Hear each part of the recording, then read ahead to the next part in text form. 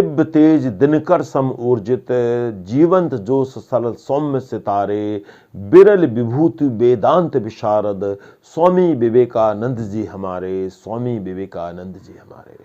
नमस्कार, स्वागत है आपका संप्रेषण विद एसएस में। मैं हूं आपका दोस्त डॉक्टर एसएस त्रिपाठी। आज हम चर्चा करेंगे युवाओं के अनुपम आदर्श, आध्यात्मिक ऊर्जा के अनंत अक्षुण्ण स्रोत स्वामी विवेकानंद जी के बारे में। स्वामी विवेकानंद जी के बारे में कुछ भी कहना सूरज को दीपक दिखाने के समान है। इस पावन पुण्यात्मा की जयंती के इस अवसर पर, जो कि 12 जनवरी को पड़ रही है, हमारे चैनल की ओर से सुगंध श्रद्धा सुमन उनके श्री चरणों में अर्पित है, नमन है उन्हें। तो बात करेंगे स्वामी विवेकानंद जी के प्रारंभिक जीवन की। स्वामी विवेकानंद जी के बचपन का नाम नरेंद्र था और संन्यास लेने के बाद उनका नाम स्वामी विवेकानंद पड़ा। बचपन से ही स्वामी जी पढ़ने में कुशाग्र बुद्धि, विद्वान, नटखट और अपने तर्क शक्ति से सबको चौंका देने वाले व्यक्ति थे। इनके शिक्षक और सहपाठी अक्सर इस बारे में चर्चा करते थे कि इस बालक में तर्क शक्ति का अक्षुण्ण भंडार है।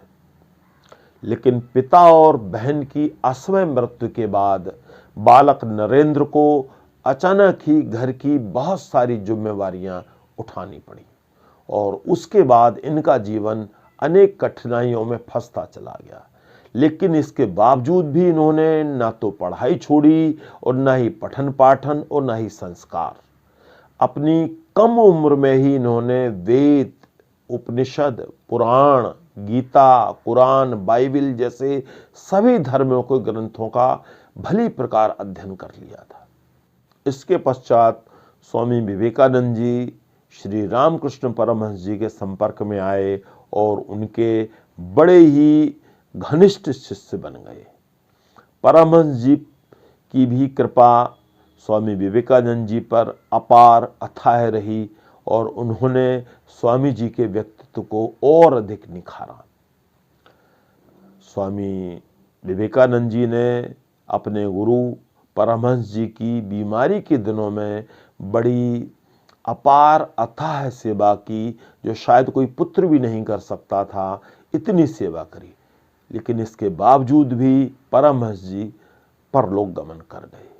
उनके परलोक गमन के बाद स्वामी विवेकानंद जी ने संन्यास ग्रहण किया और एक नया नाम उन्हें मिला, स्वामी विवेकानंद। और यह कोई बहुत पुरानी बात नहीं थी। उस समय स्वामी जी की आयु मात्र 25 वर्ष थी और उसी दौरान स्वामी जी जो है संन्यास के बाद युवाओं को प्रेरित करने के लिए भारत भ्रमण के इरादे से पैदल ही भारत भ्रमण पर निकल पड़े और कई साल उन्होंने भारत भर का भ्रमण किया।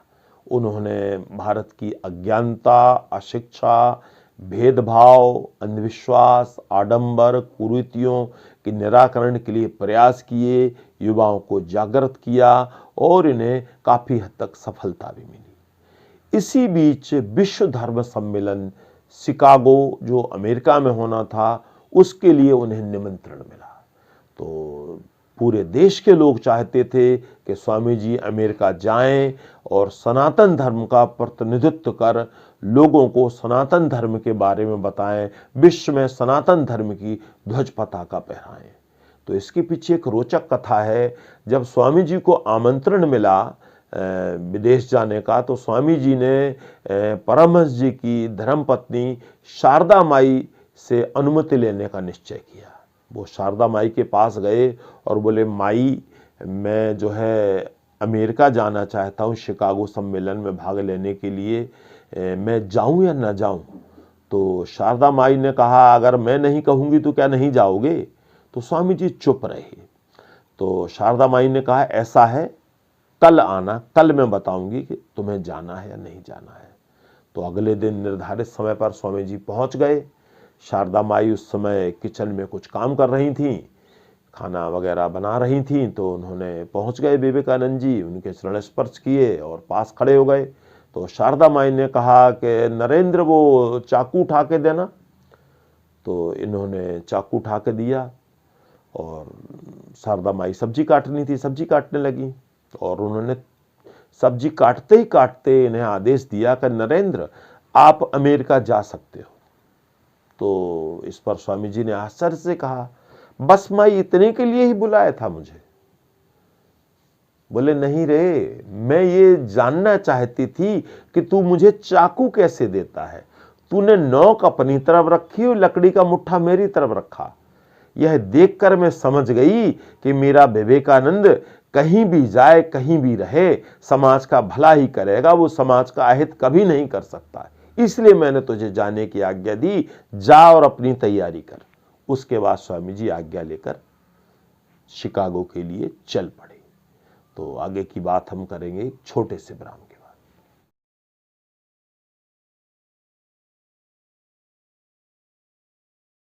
एक बार फिर से आपका स्वागत है संप्रेषण विद एसएस में। हम बात कर रहे थे स्वामी विवेकानंद जी के शिकागो सम्मेलन की। तो स्वामी विवेकानंद जी शिकागो सम्मेलन में पहुंचे और यह सम्मेलन होना था 11 सितंबर 1893 को। और स्वामी जी इसके लिए पूरी तैयारी से गए थे, उनका वहाँ व्याख्यान होना था। लेकिन अमेरिका के ही कुछ कुटिल लोग चाहते थे कि स्वामी जी का भाषण ना हो पाए, सनातन धर्म की बात यहाँ पर ना हो पाए। तो उन्होंने काफी कुछ उलझने, बाधाएं पैदा करी। लेकिन एक अमेरिकी नेक प्रोफेसर की मदद से आखिरकार स्वामी जी को 5 मिनट बोलने का समय मिल गया।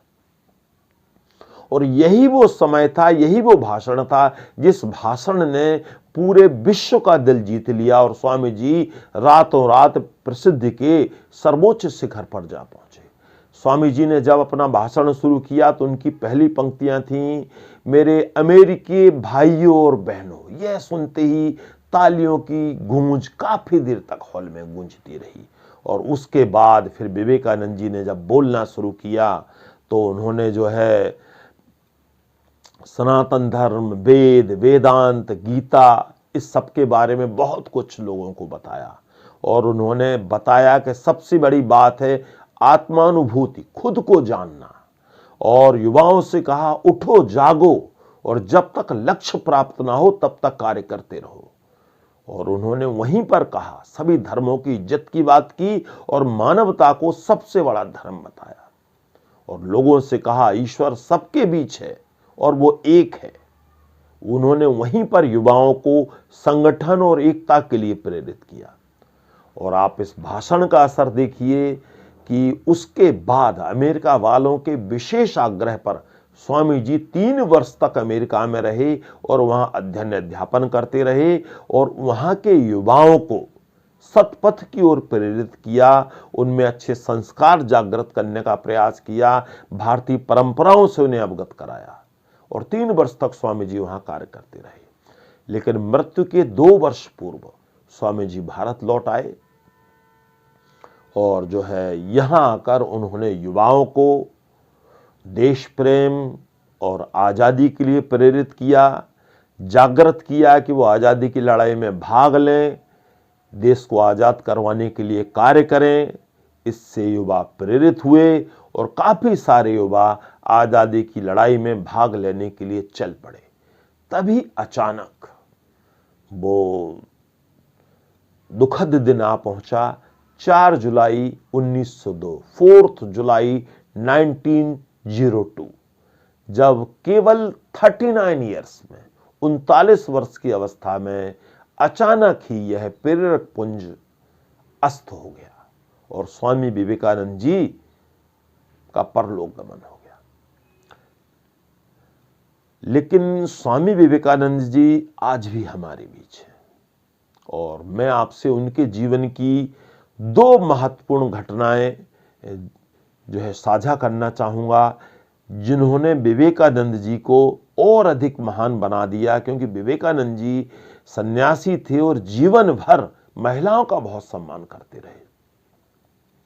अमेरिका के 3 वर्ष के प्रवास के दौरान एक बार एक सम्मेलन के बाद एक अंग्रेजी बहुत खूबसूरत महिला उनके पास आई और आकर बोली कि स्वामी जी, मैं आपसे विवाह करना चाहती हूँ।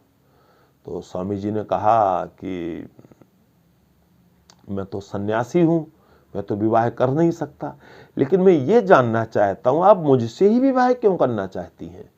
बोली, स्वामी जी, मैं चाहती हूँ कि मेरे यहाँ आप जैसा ज्ञानवान, गुणवान, नेक पुत्र उत्पन्न हो।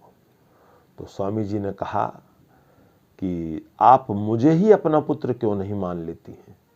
मेरे रूप में आपको पुत्र मिल जाएगा और आपके रूप में मुझे मां मिल जाएगी। इतना सुनते ही वो सुंदर अंग्रेज महिला की आंखों से अश्रुधारा बह चली और स्वामी जी के चरणों में गिर पड़ी। तो इतना जो है महिलाओं का सम्मान करते थे। इसकी एक मिसाल और है। एक बार राजस्थान के एक राजा ने किसी भव्य समारोह में स्वामी जी को आमंत्रित किया। तो स्वामी जी उनके बुलावे पर गए, लेकिन जैसे ही समारोह में कुछ नर्तकियों ने गाना शुरू किया, जिनमें बनारस की एक प्रसिद्ध नर्तकी भी थी, उसने गाना शुरू किया, तो स्वामी जी को वातावरण ठीक नहीं लगा और वो उठकर वहां से चले गए। जब स्वामी जी उठकर चले गए तो उस नर्तकी ने गाया कि प्रभु जी अवगुण चित्त न धरो, प्रभु जी अवगुण चित्त न धरो। जब ये गाना जो है स्वामी विवेकानंद जी के कानों में पड़ा तो वो लौट कर आए और आकर उन्होंने उस नर्तकी से बात करी, क्षमा मांगी और उससे कहा कि हे देवी, तुम महान हो, तुम पवित्र आत्मा हो। तो ऐसे थे हमारे स्वामी विवेकानंद जी, और आज भी हम सब के दिल में जीवित हैं। उनके विचार आज भी लाखों युवाओं के लिए आदर्श हैं, अनमोल हैं, प्रेरणा स्रोत हैं। और स्वामी जी की जन्म जयंती 12 जनवरी को पूरा देश राष्ट्रीय युवा दिवस के रूप में मनाता है।